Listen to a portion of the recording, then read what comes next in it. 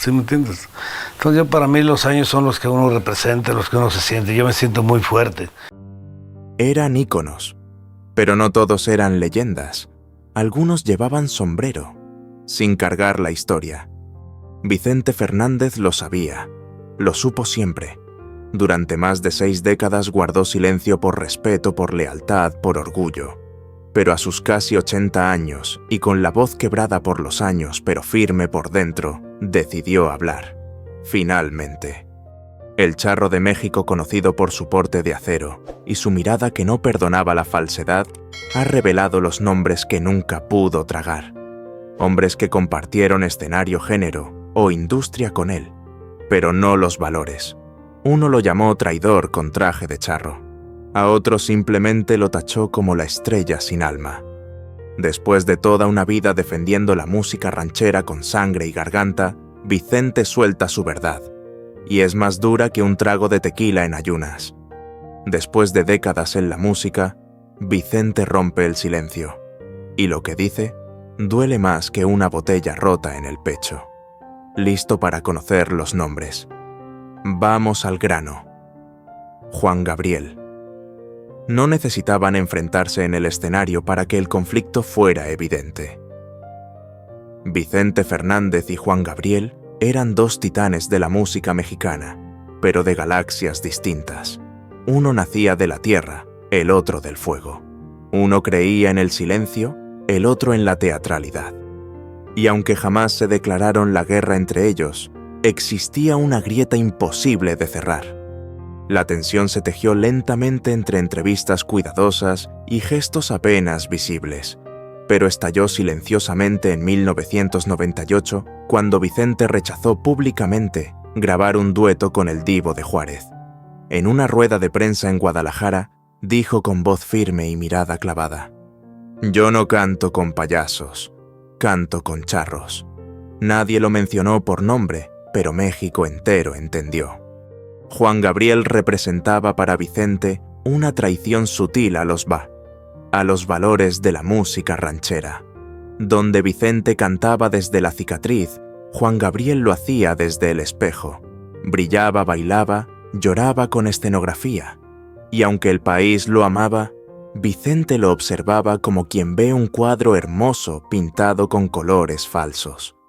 Una vez me dijeron que cantar es rezar de rodillas. Él lo convirtió en un carnaval. Así describió años después en un documental inédito la razón por la que nunca pudo acercarse a él. Los intentos de unirlos fueron muchos. Productores como Juan Carlos Calderón y disqueras como BMG intentaron crear una colaboración histórica entre ambos. Incluso en 2005 se habló de un dueto para el disco Vicente Fernández y sus amigos, pero Vicente lo vetó con una frase seca: «No se puede mezclar mezcal con champaña». Juan Gabriel, por su parte, nunca respondió directamente.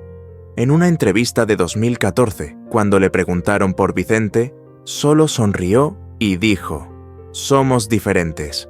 Yo canto para las estrellas. Él canta para la tierra». Y quizás ahí estaba todo. Vicente no lo odiaba como hombre, lo odiaba como símbolo. Como síntesis de un mundo donde el arte se volvía espectáculo, la vulnerabilidad se coreografiaba y la ranchera se convertía en drama con lentejuelas. Nunca lo enfrentó, pero tampoco lo perdonó. «Yo soy del pueblo, no del show».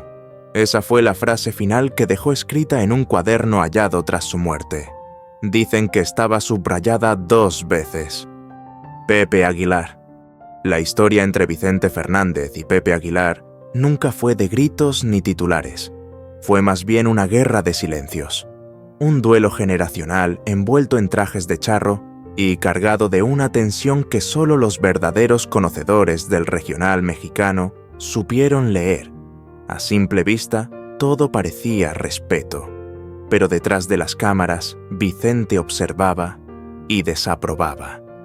Cuando Pepe lanzó su disco, Por Mujeres como Tú, en 1998, con más de 2 millones de copias vendidas, los medios lo llamaron el nuevo heredero del trono del mariachi. Esa frase fue para Vicente como una daga disfrazada de halago. Porque si alguien debía heredar la tradición, no era alguien que en sus palabras canta con traje, pero no con alma.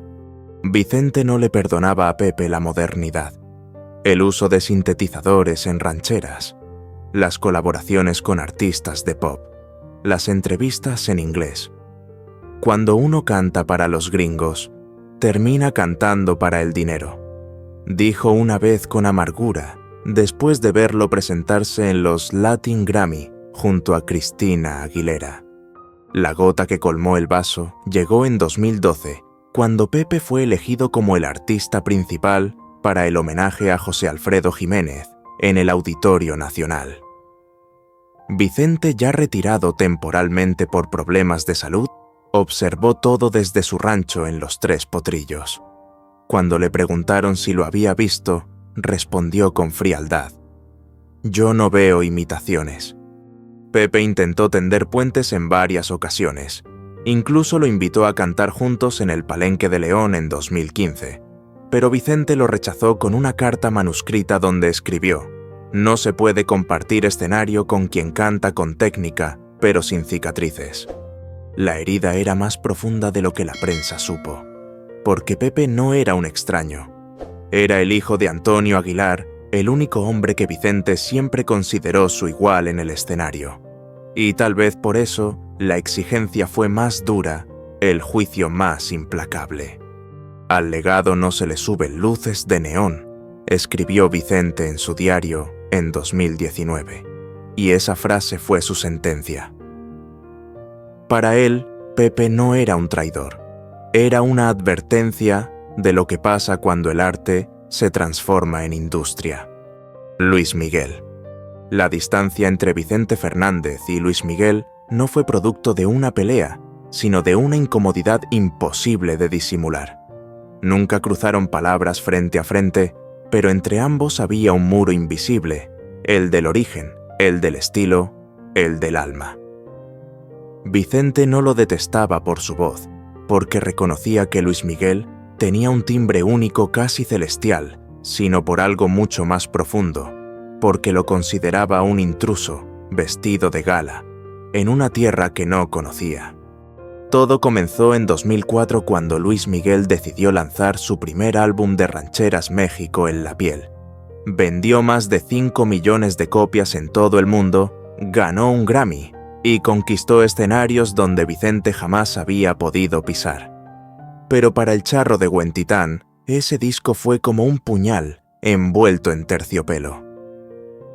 Las rancheras no son decorado, son confesión, murmuró en una entrevista ese mismo año sin mencionar nombres, pero dejando claro a quién se refería. Vicente lo veía como un artista de cristal, pulido, perfecto y vacío. «No se puede cantar al dolor con smoking y moño italiano», dijo una vez frente a sus músicos en un ensayo. Y aunque los demás reían nerviosamente, él no estaba bromeando. Lo que más lo enfureció ocurrió en 2006.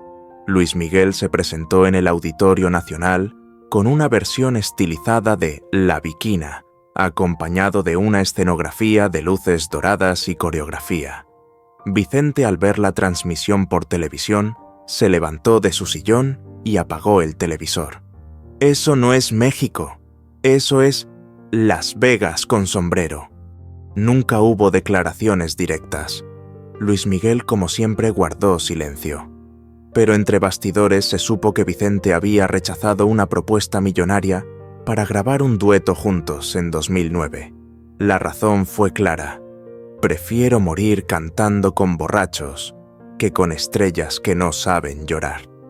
Para Vicente, Luis Miguel era un símbolo de cómo el arte podía ser secuestrado por el mercado. Lo que para muchos fue un homenaje, para él fue una apropiación, una operación quirúrgica que extrajo el alma del mariachi y la vistió de lentejuelas.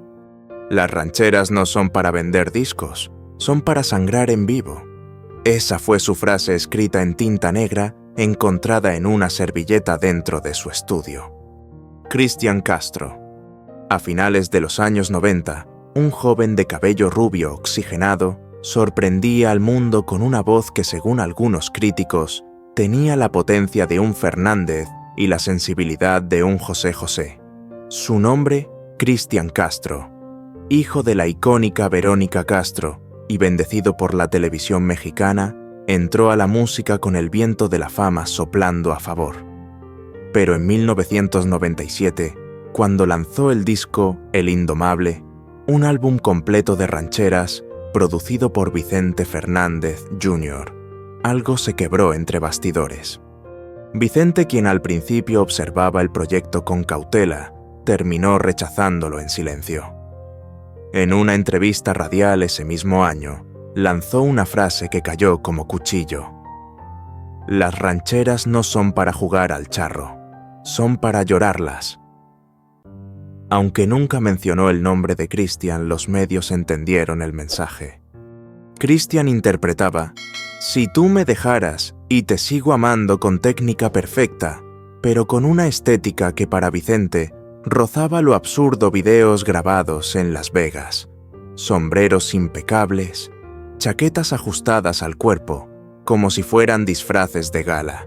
Parece que va a cantar mariachi en un desfile de modas, dijo Vicente a su círculo cercano después de ver la presentación en Siempre en Domingo. El punto más tenso ocurrió en 2003. Cristian fue invitado al mismo festival en Los Ángeles, donde Vicente cerraría la noche. Ambos compartían cartel, pero Vicente pidió no coincidir en camerinos ni ruedas de prensa. «No quiero que me comparen con quien aprendió a cantar rancheras por contrato», dijo. Cristian, por su parte, nunca entendió del todo el desprecio.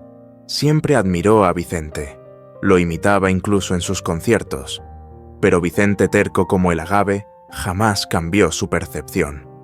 Para él, Cristian representaba la comercialización de la raíz, el mariachi sin campo, el dolor sin verdad, el grito sin historia. Canta bonito, sí, pero no le creo una lágrima. Esa frase quedó escrita en los márgenes de un viejo cancionero que Vicente guardaba celosamente, y nadie se atrevió jamás a borrarla. Christian Nodal era joven, muy joven. Apenas tenía 17 años cuando empezó a hacerse viral con Adiós Amor, una canción que cruzó fronteras como pólvora. En menos de 3 años, Cristian Nodal pasó de cantar en bares de Caborca a llenar estadios en todo México y Estados Unidos.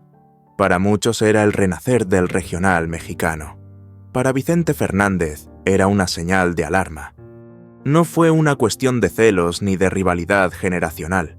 Vicente ya estaba retirado cuando Nodal alcanzó la cima, pero desde el silencio de su rancho, observaba con desconfianza cómo aquel muchacho tatuado con anillos de diseñador y cabello teñido se apropiaba de un género que para él se construía con luto, no con likes.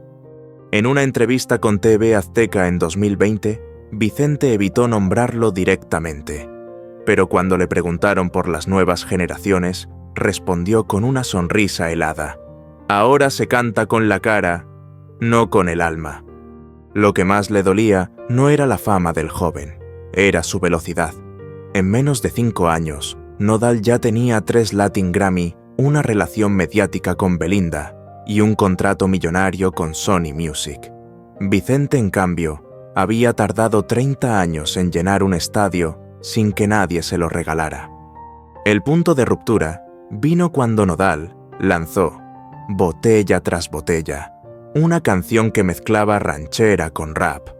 El tema se volvió tendencia mundial en Spotify, y para Vicente fue el fin de todo. Eso no es fusión, es confusión. Así lo dijo durante una reunión privada con ejecutivos de su disquera. Nunca se enfrentaron, pero Nodal sintió el rechazo. Intentó en más de una ocasión enviarle homenajes, incluso en 2021, publicó una versión en vivo de Estos celos, dedicada a Don Vicente. La respuesta fue el silencio. Un silencio que dolía más que cualquier crítica. Vicente no veía en Nodal un enemigo, sino un espejo que le devolvía el reflejo de un México que ya no reconocía. Uno donde la ranchera se convertía en tatuaje y la tristeza se cantaba entre luces de neón y copas de cristal. canta con fuerza, pero no ha vivido lo que canta. Eso fue lo último que dijo sobre él mientras sostenía un tequila en el rancho. Nadie lo contradijo, porque todos sabían que en el fondo no hablaba de Nodal, hablaba del final de una era. Vicente Fernández no odiaba por deporte, no guardaba rencores ligeros ni levantaba la voz para alimentar polémicas. Su manera de mostrar desacuerdo era el silencio y su forma de protesta la ausencia. A lo largo de su vida, lo que más temía no era el olvido, sino la falsedad disfrazada de homenaje. Él nació en un México de tierra reseca de mujeres que lloraban a escondidas y de hombres que cantaban con la garganta herida. Para Vicente la ranchera no era un género, era una forma de vivir. Por eso cada vez que alguien la convertía en espectáculo, en estrategia de marketing, en producto de consumo rápido, él sentía que algo sagrado se rompía. No levantó la voz contra los nuevos por envidia, la levantó por defensa. En su código de valores, cantar rancheras exigía haber vivido, haber perdido, haber callado. No se aprendía en una academia ni se ganaba en un casting. Se cargaba en la espalda como la cruz del alma. Cuando observaba a los que nombró, Juan Gabriel Pepe Aguilar, Luis Miguel Cristian Castro, Cristian Nodal, no los veía como villanos. Los veía como síntomas de una transformación que lo entristecía. Cada uno a su manera, le recordaba que el mundo ya no era de los que sufrían en silencio, sino de los que sabían gritar bonito. Y sin embargo, Vicente nunca se retractó. Nunca ofreció disculpas públicas. Nunca concedió entrevistas dulces para limpiar lo dicho, porque su lucha no era contra ellos, era por algo más grande, por la memoria del mariachi, por la dignidad de un sombrero bien puesto, por la guitarra afinada con lágrimas. Sus últimos días los pasó en su rancho, rodeado de caballos de discos viejos de notas manuscritas que aún olían a tabaco, y en una de ellas, encontrada por su nieto, estaba escrito: cuando todo esto se convierta en espectáculo, que al menos alguien recuerde que antes se cantaba con verdad. Hoy, al mirar atrás, muchos se preguntan si Vicente fue terco o visionario, si estaba aferrado a un pasado que ya no existe, o si fue el último en defender una verdad que los demás abandonaron por comodidad. Tal vez no fue perfecto, tal vez no fue amable, pero fue verdadero. Y en estos tiempos, eso ya es una forma de inmortalidad.